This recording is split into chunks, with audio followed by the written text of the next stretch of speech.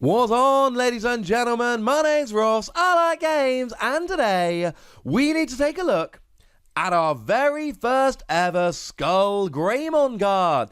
Yeah, that's right, ladies and gentlemen. Skullgreymon is making its way over to the new Digimon trading card game, and it's about time we had a look at Skullgreymon.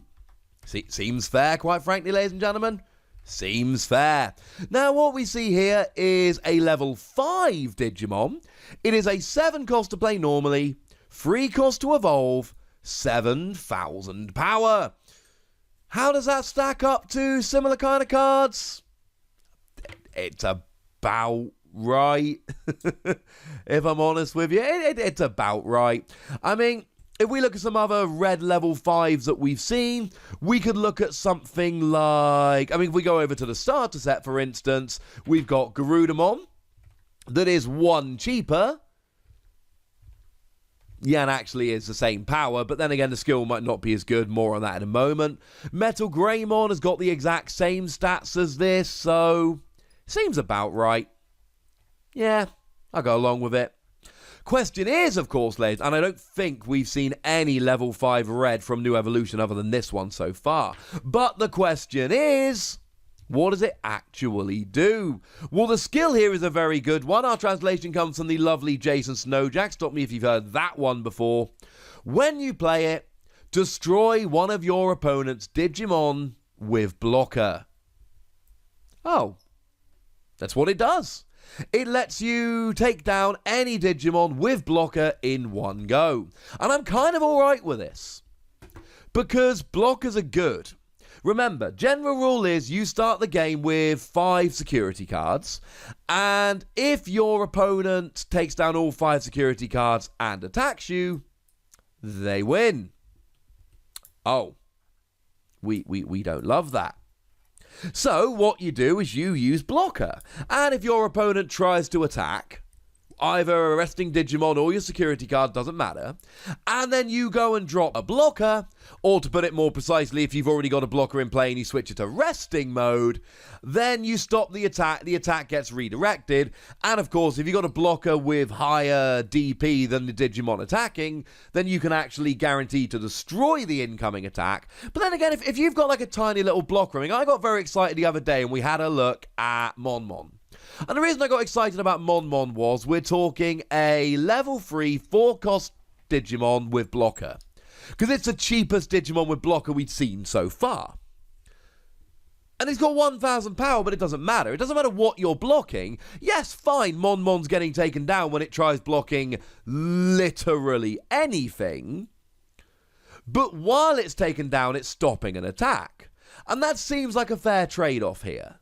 Obviously, you'd rather have a nice, big, gigantic, powerful blocker, which stops your opponent doing very much of anything. But at the end of the day, if what it's got to be is you lose your blocker and your opponent loses their attack, that's all right by me, ladies and gentlemen. We're all right with it. It's a fair trade-off. Well, here you get to get rid of the blocker, and there's a couple different things that happen.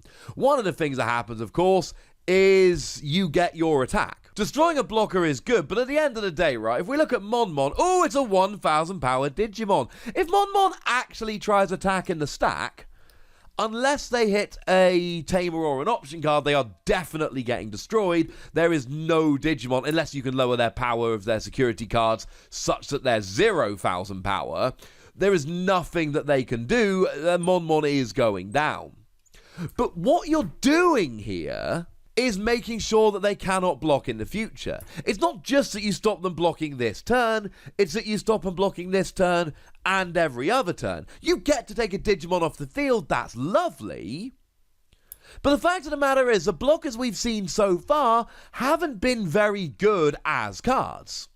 We've basically seen, well, all the starter decks had one identical blocker, so it was Grizzlymon back in the blue deck, but the other starter decks had identical cards, 5 to play normally, 2 to evolve, 6,000 power with blocker, and when they attack, they lose 2 memory.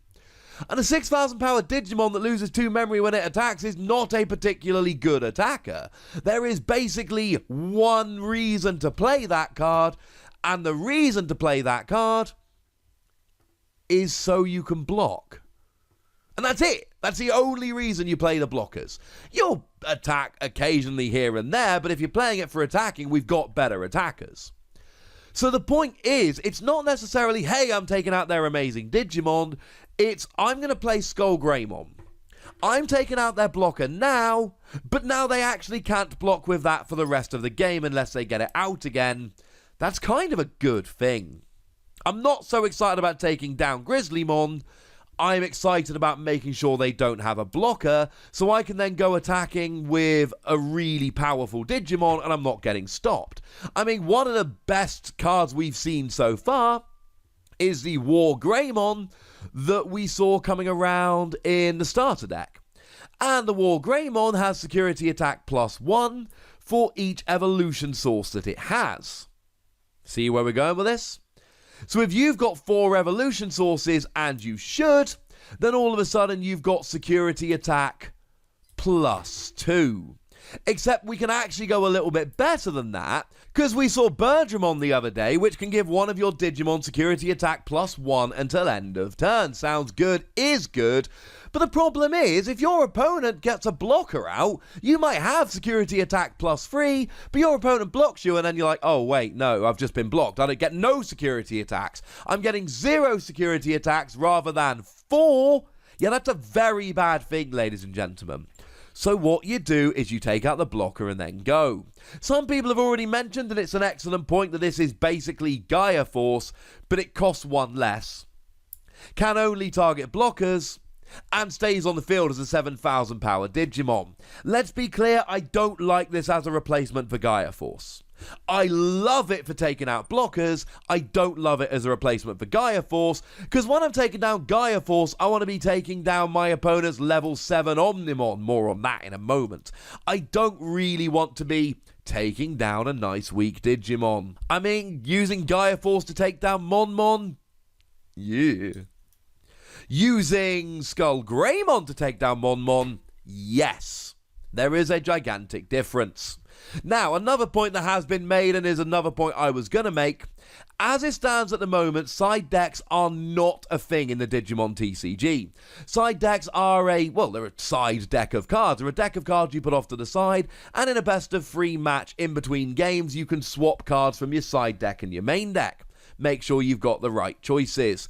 And it essentially allows you to play cards which are not good for every matchup, but are good for specific matchups so you can swap in as and when you need to.